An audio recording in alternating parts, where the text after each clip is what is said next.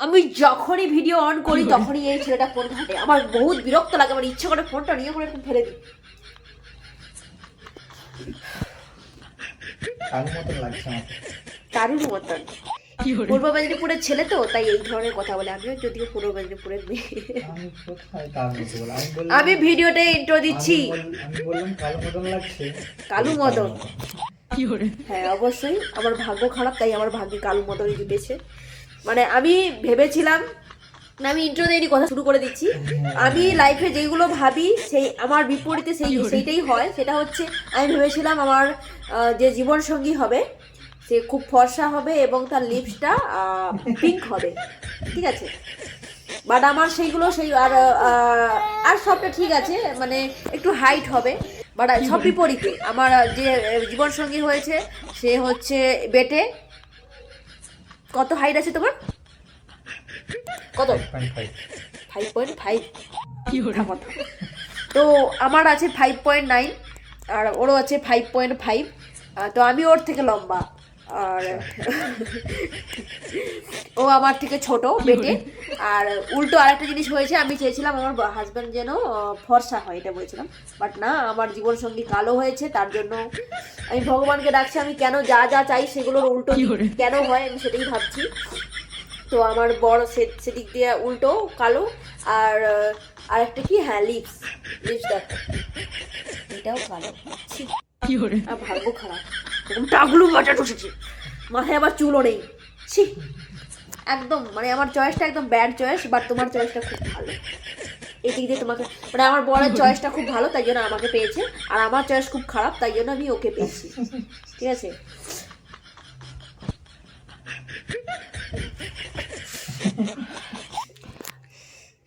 So হ্যাঁ, একটা কথা তোমাদের সাথে আমি অনেক দিন ধরে বলবো বলবো বলে ভাবছিলাম।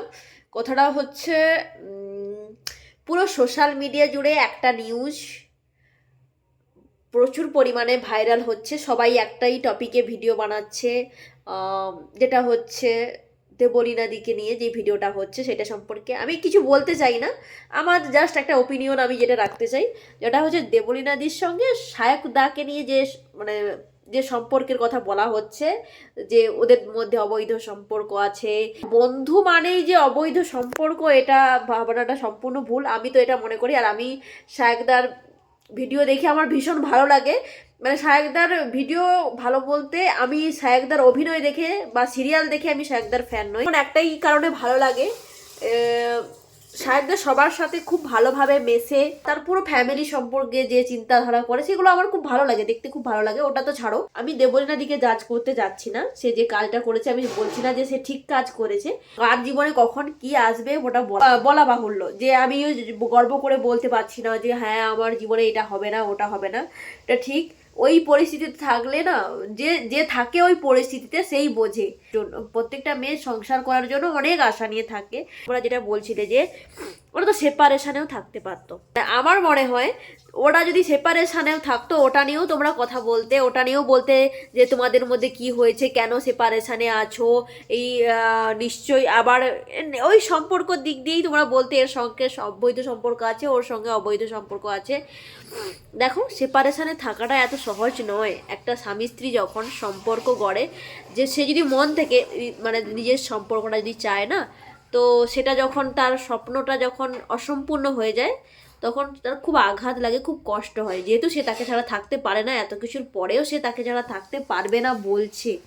তো এটা নিয়ে আমি জাজ করছি না, আমরা যে সাধারণ বাড়ির যে বউ বলছি, তো আমাদের ক্ষেত্রেও সেই সেমভাবে আমরা যদি কোনো ছেলে বন্ধু থাকে, তো আমাদের বাড়ির লোকের মেন্টালিটি এটাই দাঁড়িয়ে যাবে যে ছেলে বন্ধু থাকা মানেই আমার ছেলের ক্ষতি হবে আর আমার বৌমা তার সাথে অবৈধ সম্পর্কে লিপ্ত হবে।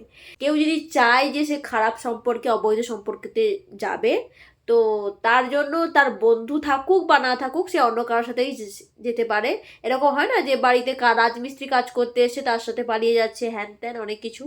একটা মেয়ে একটা নতুন জীবন পেয়েছে, সেটা নিয়ে তোমরা মানে তাকে ভালোভাবে সান্ত্বনা দিয়ে বোঝাবে তা না, তোমরা এমন সৃষ্টি করেছো যাতে সে আবার মেন্টাল প্রেসারে পড়ে আবার কিছু একটা করে নেয়। তোমরা সেটাই মানে কেন এটা করছো আমি খুঁজে পাচ্ছি না।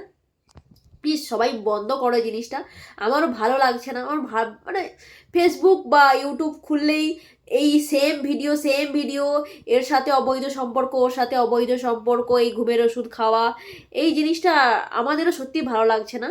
প্লিজ তোমরা এটা বন্ধ করো। যা হওয়ার হয়ে গেছে, যে তোমরা এটা চাও না যে হ্যাঁ সে নতুন জীবন শুরু করুক, যাই করুক, যা হয়ে গেছে তা হয়ে যেতে দাও। কার কি দোষ, কে কি সম্পর্কে জড়িত আছে, এইগুলো নিয়ে তোমরা কেন যে ভিডিও করছো, কেন যে বানাচ্ছ?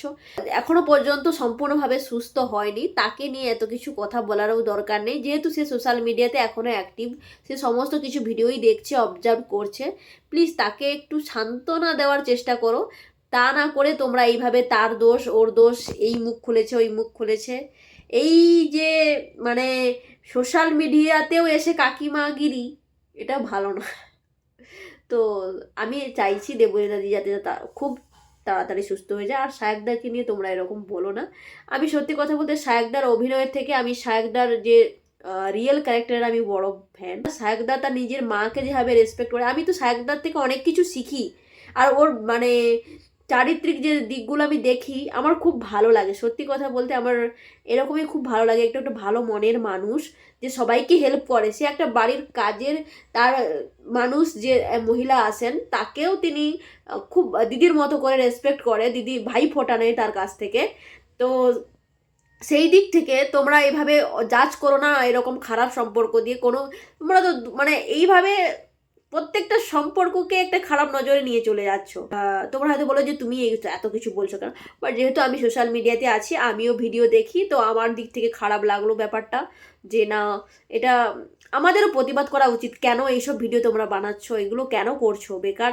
নিজেদের তোমরা কিছু ভালো ভিডিও দেখো না, বা ভালো কিছু ভিডিও বানাও। হ্যাঁ, এটা কমেন্টে থেকে যারা ভিডিও করছো তাদেরকে নিয়েই বলছি, ভিডিও করে বলছো যে আমি দেবলীনাদির সম্পর্কে কিছু বলতে চাই, এই সম্পর্কে, শায়কের সম্পর্কে এই কে কেউ নাকি পার্সোনালি তাকে ডিএম করছে, এই তার সম্পর্কে বলো। বাট বললেই যে বলার দরকার নেই। বলেও কি হবে, তার সম্পর্ক সে বুঝে নেবে। সে তার মায়ের সাথে থাকবে কি স্বামীর সাথে থাকবে, সেটা সম্পূর্ণ তার উপর ডিপেন্ড করেছে। হ্যাঁ, সে সোশ্যাল মিডিয়াতে একটা ভিডিও ছেড়েছিল, সেখানে তো সে ঘুমের ওষুধ খাচ্ছে, এই ভিডিওটা তো দেখায়নি। সে জাস্ট তার ফিলিংসটা শেয়ার করেছিল যে আমার জীবনে এরকম একটা হতে চলেছে, বা আমি এটা করতে পারি, আমার খুব কষ্ট হচ্ছে, সেই ফিলিংসটা শেয়ার করেছিল। আর সেই জায়গা থেকে এত কিছু যাই হয়ে যাক না কেন, তোমরা প্লিজ এই টপিকটা, আমাদের আর ভালো লাগছে না। তো এই টপিকটা তোমরা প্লিজ বন্ধ করো। আমার আমার মানে সোশ্যাল মিডিয়া খুললেই এই সুসাইড কেস, এইসব ভিডিও, এগুলো নেগেটিভিটি ছড়াচ্ছে। তোমরা নিজেরাই ছড়াচ্ছ নেগেটিভিটি। ওরা যা দেখো, সে ভিডিও করেছে, সেই ভিডিওটাকে ভাইরাল তোমরাই করছো, তোমরাই দেখাচ্ছ, তোমরাই বলছো।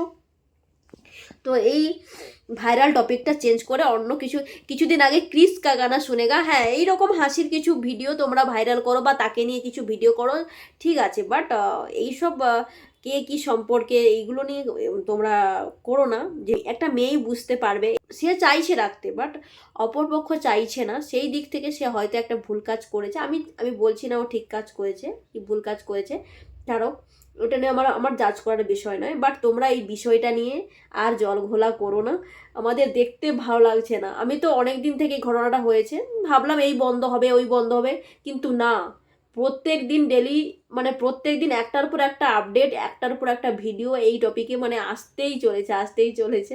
আমি ভাবলাম না, আমারও কিছু বলা দরকার। আমার ভালো লাগছে না যে জিনিসটা দেখে, যে শায়কদার সম্পর্কে এরকম স্ক্যান্ডাল যেটা তোমরা ছড়াচ্ছ, যে এই অবৈধ সম্পর্ক, বন্ধুত্ব নিয়ে তোমরা এরকম করো না প্লিজ।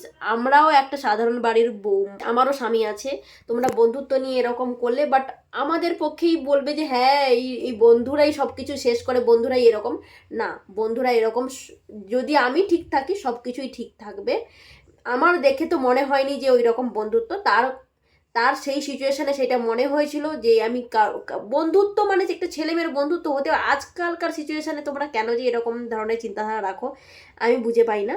তো ছাড়ো, আমি আর বেশি কিছু বলতে চাই না প্লিজ। এই টপিকটা আমি এই টপিকটা আমরাও চাইছি না যে তোমরা বারবার এই মানে অনেকে আছে ভাইরাল টপিক ভাইরাল বিষয় নিয়ে বলার জন্য ভিডিও করছো, বাট প্লিজ বন্ধ করো। ভাইরাল টপিক যাই হোক না কেন, আজ যদি আমার বাড়ির কেউ করতো এই জিনিসটা, আমি কি চাইতাম চারদিকে ছড়ানো বা চারিদিকে বলা বা ওইটাকে ভাইরাল করা? এটা তো উচিত নয় না।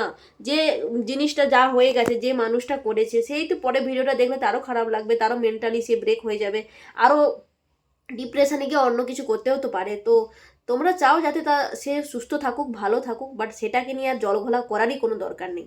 তো আমার তরফ থেকে এইটুকু বলার। তো সবাই সুস্থ থেকো, ভালো থেকো। তোমাদেরকে বলছি না, গালাগাল করছি না, যারা করছে ভিডিও ওইগুলো নিয়ে, ওই টপিক নিয়ে খারাপ কিছু ভিডিও, বাট আমার এগুলো ভালো লাগছে না। তাই আমার তরফ থেকে যেটা মনে হলো না এটা আমার শেয়ার করা দরকার, তাই শেয়ার করলাম। সুস্থ থেকো, ভালো থেকো, আর এই বাজে চিন্তাগুলো মাথা থেকে একদম বের করে দাও। একদম ভালো চিন্তা, তোমরা পজিটিভিটি ছড়াও, পজিটিভ ভিডিও কিছু দেখাও, একই ভিডিও বারবার ভালো লাগছে না। ওকে, টাটা।